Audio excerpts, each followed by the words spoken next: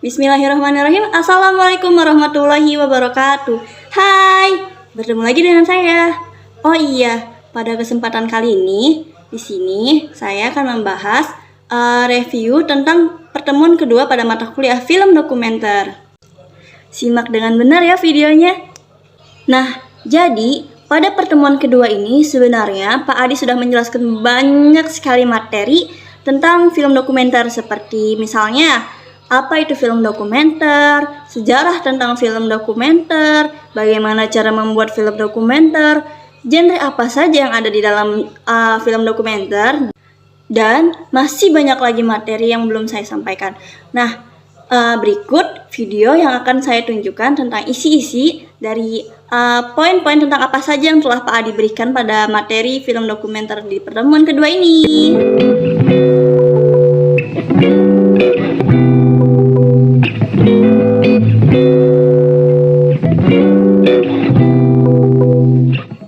Nah, jadi tadi sudah saya tampilkan kan poin-poin apa saja yang sudah diberikan oleh Pak Adi pada materi pertemuan kedua kali ini.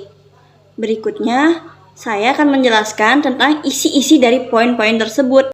Jadi yang pertama ada definisi dari film dokumenter. Nah, jadi definisi dari film dokumenter itu adalah video yang nyata apa adanya. Seperti misalkan ya, video ini dibuat tanpa ada interpretasi dari siapapun dalam potongan rekaman ataupun dalam proses pembuatan video ini. Jadi seperti yang sedang saya buat ini bisa disebut juga sebagai film dokumenter. Intinya film dokumenter adalah film yang mendokumentasikan atau yang mempresentasikan kenyataan, seperti artinya apa yang kita rekam ini memang berdasarkan fakta yang ada, namun dalam penyajian videonya ini kita juga dapat memasukkan pemikiran-pemikiran kita, seperti ya contohnya yang sedang saya buat ini. Lalu yang kedua ada sejarah dari proses kemajuan adanya film dokumenter ini. Untuk sejarah sepertinya saya hanya mereview sedikit saja karena jujur ya Pak ya, saya kurang menyukai sejarah, jadi ya nggak masuk gitu ke otak tentang sejarah. Film dokumenter ini berdiri awalnya pada tahun 1972 yang didirikan oleh Leland Stanford. Jadi awalnya nih Leland Stanford berniat untuk meneliti gerakan kaki kuda. Kemudian Stanford yang punya peternakan kuda mensponsori Edward untuk merekam gerakan kaki kuda tersebut melalui tata kamera fotografi. Dan untuk mendapatkan gambar yang berkesinambungan dalam proses perekaman ini, Edward menggunakan 12 kamera foto untuk ditempatkan sejajar dalam lintasan kuda. Dalam proses pembuatan video ini juga tidak bisa dikatakan berhasil karena pada percobaan ini Edward dikatakan gagal karena seluruh kamera yang ia bawa itu tidak fokus. Kemudian pada tahun 1877 Edward ini bekerja sama dengan Johann D. Isach, atau saya sebut saja sebagai Isach ya. Nah, Isach ini adalah seorang insinyur yang mencoba kembali untuk membuat video yang Edward buat sebelumnya gagal. Nah, kemudian Isach ini menggunakan 24 kamera foto yang diletakkan sejajar. Kemudian kamera-kamera tersebut juga dihubungkan oleh alat elektronik baterai, dan percobaan yang dibuat oleh Isach ini terlihat baik, atau bisa disebut juga berhasil karena Uh, dalam video atau proses pembuatan rekaman ini terlihat baik karena gerakan kudanya ini dapat terlihat meskipun dengan menggunakan kamera foto. Soalnya zaman dulu tuh ngebuat video tuh nggak kayak gini langsung kita buat video rekam gitu ya. Bikin film atau rekaman itu zaman dulu tuh harus digambar dulu gerakan-gerakan kaki kudanya. Jadi pertama gambar kaki kuda yang kayak gimana gitu, kemudian kedua gerakan kaki kudanya kayak gini. Nah, video berikut akan saya contohkan bagaimana zaman dulu film dokumenter ini dibuat.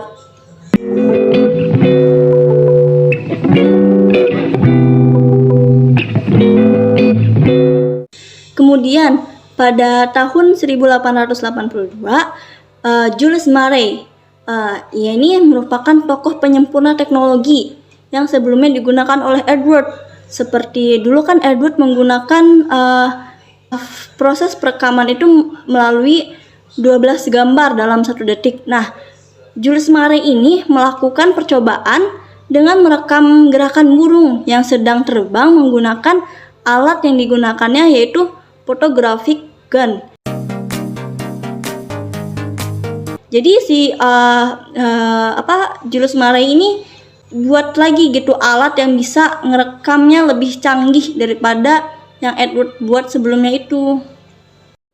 Nah, jadi segitu aja tuh sejarah tentang Jules Marey. Kemudian pada tahun 1895, pada tahun ini muncullah Lumiere bersaudara yang disebut juga sebagai pelopor film dokumenter. Mereka itu bernama Auguste Marie Louise Lumiere dan Louise Jean Lumiere. Nah, mereka ini bersaudara ya, adik kakak. Nah, dua bersaudara ini dijadikan sebagai pelopor film dokumenter karena ciptaan mereka. Mereka memutar film dokumenter yang telah mereka buat di tempat-tempat atau tempat-tempat yang sedang ngetren-ngetrennya gitulah pada era mereka. Tempat-tempat film berkomersil yang dimulai juga pada masa Lumiere. Bioskop keliling itu mulai memutar-mutar film pendek. Jadi pas lagi ngetren-ngetrennya tuh film pendek, ada bioskop keliling. Lumiere bersaudara juga bagikan film yang telah mereka buat. Jadi kan Lumiere bersaudara itu kan membagikan atau menayangkan hasil proses rekaman video atau film dokumenter yang telah mereka buat maksudnya ya, ke berbagai macam tempat yang berkomersil. Nah, mereka ini juga selain membagikan atau menayangkan hasil ciptaannya, mereka membuat alat yang dinamakan sinematograf. Sinematograf ini dibuat juga oleh dua bersaudara nih yang menjadi cikal bakal kamera dan proyektor modern. Nah, sinematograf ini adalah alat yang digunakan untuk mereka memproduksi film-film non-fiksi atau film pendek dan memutarnya di berbagai tempat itu. Itu ya, Lumiere bersaudara kan ngebuat banyak macam film dokumenter terus ditayangin di berbagai macam tempat yang berkomersil kan. Terus mereka juga menciptakan alat sinematograf itu. Kemudian pada tahun 1897 usaha Lumiere bersaudara itu telah menembus dan menyebar ke seluruh dunia, bahkan Asia dan Afrika sebagai negara jajahan pada masa itu.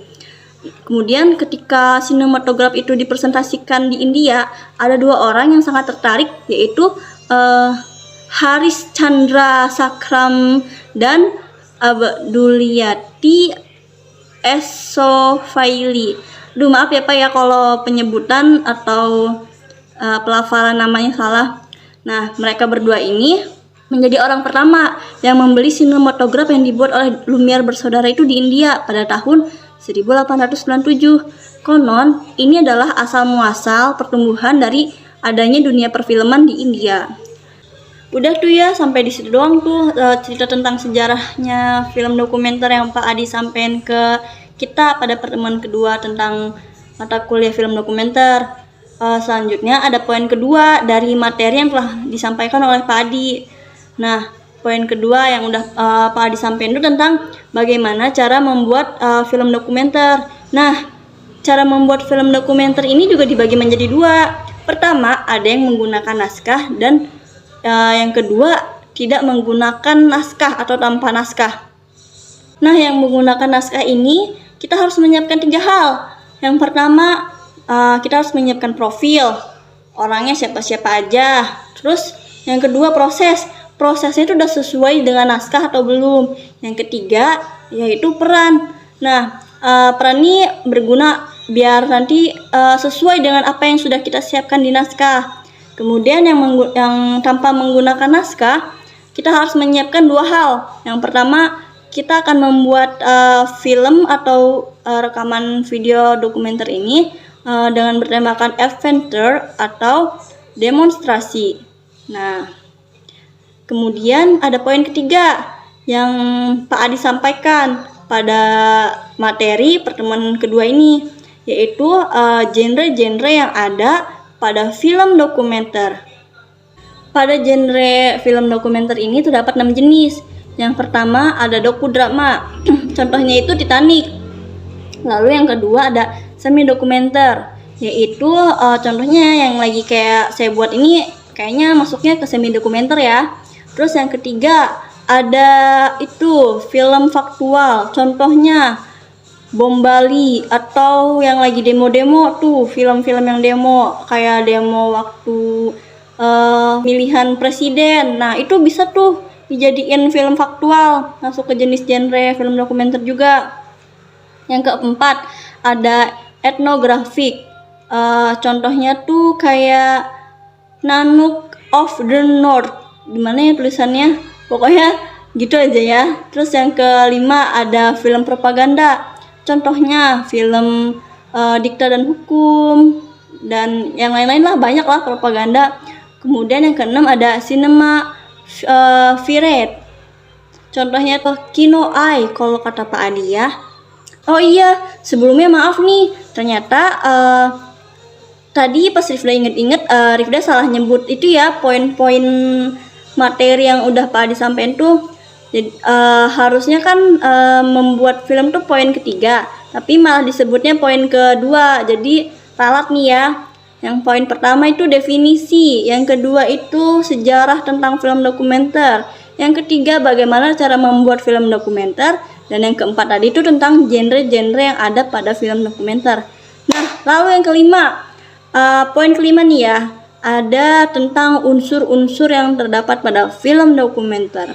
Yang harus terdiri pada film dokumenter ini menjadi 2 macam. Pertama, unsur visual. Unsur visual ini di dalamnya harus terdiri dari observasionalisme reaktif, observasional proaktif, mode ilustrasi, dan mode asosiatif. Lalu yang kedua yaitu unsur verbal, yang dimana di dalamnya harus terdiri dari overhead, exchange, terus eksposisi, dan kesaksian. Sebenarnya urutannya kayaknya kesaksian dulu deh dibandingkan eksposisi. Jadi yang pertama overhead exchange, yang kedua kesaksian, dan yang ketiga eksposisi. Nah udah deh, itu poin-poin kelima sampai di situ doang. Selanjutnya poin keenam. Poin keenam ini ada tentang langkah-langkah dalam pembuatan film dokumenter. Nah, langkah-langkah pembuatan film dokumenter ini dibagi 3 hal. Yang pertama pra-produksi, yang kedua ada produksi, dan yang ketiga ada pasca produksi. Nah, pra-produksi ini kayak pembuatan naskah atau penentuan-penentuannya harus gimana dan apa aja yang harus disiapin. Nah, produksi ini ya gimana ya, itulah ya buat videonya. Terus yang ketiga ada pasca produksi, itu kayak yang edit-editnya, hasilnya kayak gimana. Udah deh. Terus poin ketujuh, poin yang terakhir. Poin ketujuh ini berisi tentang apa sih yang harus kita siapkan sebelum kita membuat film dokumenter. Jadi hal pertama yang harus kita pikirkan sebelum membuat film dokumenter yaitu tentukan ruang syutingnya. Kayak misalkan nih ya, kalau kita pengen bikin vlog lagi mendaki ke gunung, gak bisa kan kita bikinnya di rumah. Otomatis kan kita harus nentuin dulu tempatnya. Berarti kita kalau mau bikin film tentang vlog mendaki di gunung tuh ya kita harus ke gunung, nggak bisa di rumah, nggak bisa indoor, harus outdoor. Nah itu. Lalu yang kedua, pastikan pencahayaannya tuh cukup, karena kalau gelap gimana ya, pasti nggak bakal kelihatan juga kan kitanya dalam rekamannya, terus kurang kelihatan lah inner beauty-nya. Terus yang ketiga, kita harus pastiin dalam proses pembuatan video itu harus tersedia listrik. Karena gimana kalau tiba-tiba HP atau kameranya atau apa-apa alat elektroniknya lah baterainya habis atau harus dicas gitu kan, nggak bisa kan kalau misalkan nggak ada listrik. Terus yang kelima, kita harus tentuin kita tuh waktu mau bikin video itu harus nyiapin alat-alat khusus nggak sih. Kayak misalkan kalau kita mau vlog ke gunung kan berarti harus nyediain apa sih namanya kalau yang buat pendaki tuh kalau mau bikin bawa-bawa atau masak-masak di gunung tuh teranji ya, atau kayak gitulah semacam itu, nggak tahu ya saya. Maaf Pak.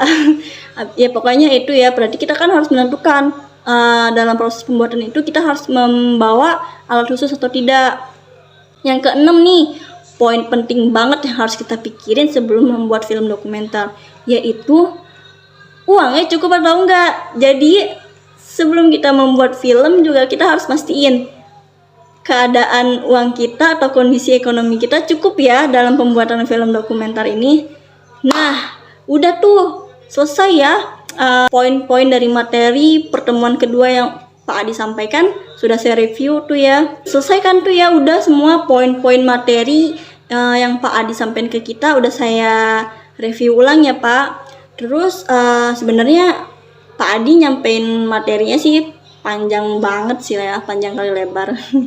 Tapi cuman di sini doang nih yang bisa saya review. Capek juga ya Pak ngomong mulu tadi. Cukup sekian dari video yang saya buat ini. Kurang lebihnya mohon maaf. Dan maaf ya kalau ada kata-kata atau pelafalan yang kurang jelas dan cukup tidak dimengerti. Assalamualaikum warahmatullahi wabarakatuh.